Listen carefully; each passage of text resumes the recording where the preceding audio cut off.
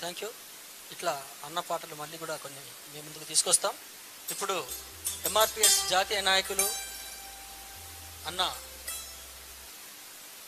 వారిని వేదికపైకి స్వాగతిస్తున్నాను.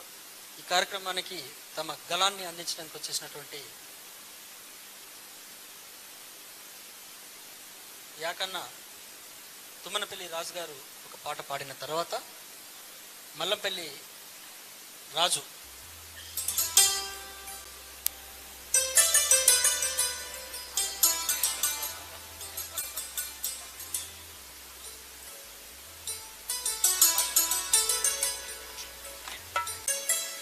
హల్